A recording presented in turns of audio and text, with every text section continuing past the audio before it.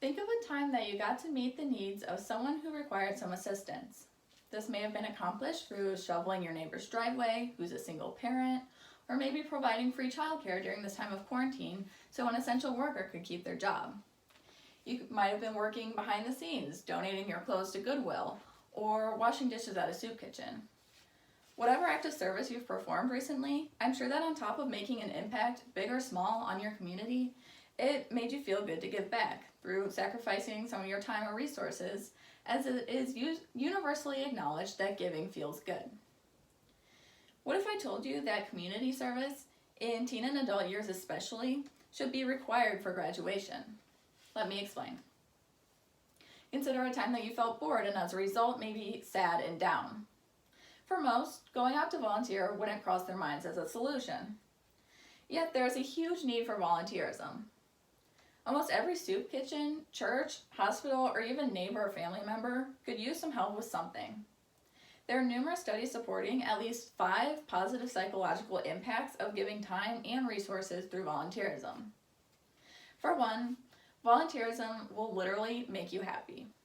Dopamine, which causes a feel-good sensation, is released in your brain through volunteerism.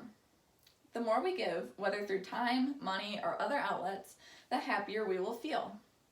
According to the National Center for Biotechnology in the U.S., as well as the Biomed Central, or BMC, volunteering should be promoted by public health, education, and policy practitioners due to the aid in a healthy lifestyle that volunteerism produces. This is because volunteerism keeps you physically and mentally active. A study from Johns Hopkins University in 2009 revealed that there is an increase in brain function in volunteers. This led even to better physical health, as the study concluded. Volunteering has also been found to reduce stress and anxiety. Most of the time when you volunteer, you stay connected socially with others. This can be used to create a support system around you. A calming effect may also result from having increased empathy due to your time volunteering. Volunteering also boosts your self-confidence and will give you a sense of purpose. A journal from the Psychosomatic Medicine concluded that the more sense of purpose that we have, the lower your chance of dying from any cause before you're at an old age. The last point I would like to make is that volunteering boosts your social skills, which largely relates to my third point, but in a different manner. Duke University conducted a study in 1998 that concluded civil engagement boosts your social skills. Meeting like-minded people and growing close with them will help you feel confident interacting with others.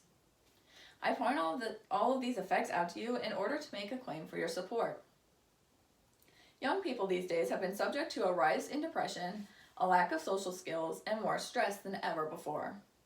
This is backed by the American Psychological Association, who concluded from several studies that children today report higher anxiety levels than psychiatric patients in the mid-1900s.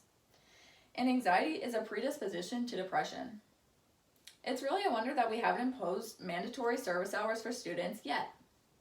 It would counter the poor mental states of students across the board. Of course, you may wonder if a mandatory 10 community service hours a year is fair to impose on, say, a high school student at a very prestigious high school or a medical school student. After all, they may have more on their plate than someone their age who has completely different circumstances. As we know, students are reported to have worsened mental states because of stress, and a deadline and requirement for service hours could add just enough to their workload to stress them out very unhealthily. It seems unfair to further overwhelm the students with AP classes or honors courses, the students with jobs and internships, sports or religious obligations, when some students have more time on their hands than they know what to do with. Some would propose more or less hours mandatory for students based off of how involved they are. But the most frequent opposing argument is just not to mandate service hours at all. It could be difficult to control and oversee. Allow me to dissect this opposition. While it is a valid argument with a lot of truth behind it, consider how the ones who balance the most between school, work, and beyond may be the most positively affected. As I've stated, the psychological impact of volunteerism is tremendous, It releases endorphins, it helps you stay connected, and it helps you remember to take it slow every once in a while and appreciate the little things. The amount of service hours I'm proposing, only 10 a year, is extremely doable. Yes, some students are swamped by their workload as it is, but if they set aside 1 hour every 3 weeks a semester to serve the community, the benefits provided to the students' mental health far outweigh what may have been sacrificed. At the same time, students who aren't active or involved at all will be motivated by this requirement to go out and serve, which will create good, memorable experiences that they would not have made otherwise. And hopefully it would encourage them to try out other activities and learn to balance them while gaining a sense of community. Many students serve already, so they would be able to use, say, National Honor Society or Key Club hours to double dip from, making it even more doable. It's also a great resume builder in today's ever-competitive society. Service opportunities can be made easily accessible as well.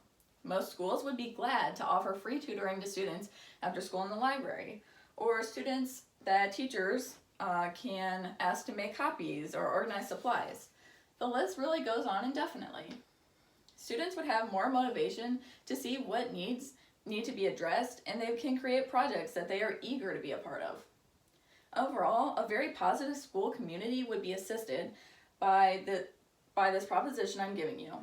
In fact, UNICEF's Rights for Children is an organization which provides a framework for teaching kids school values, among which are resilience, tolerance, and respect. It is a well-established organization I've even gotten to support through my volunteerism at school. Let's follow their lead in promoting school values by mandating school service. Volunteerism brings you closer to others, giving teens and adults a pathway to tolerance and respect. It teaches determination to make a change and get a job done. It teaches resilience against obstacles that may stand in your way. So I ask you today, will you be a voice of this change? To do so, email, write to, or even meet with principals for schools and sit in and speak at PTA or school board meetings. Share with others who are indifferent or opposing to this change, and share the positive psychological benefits, the manageability, and the overall positive impact of so many students getting involved. It could change the future of our posterity, as innovation, self-esteem, and respect for our neighbors rises. Be a voice of change by pushing for mandatory service hours for students, and you will be one of the many who will shape the future for the better. Thank you.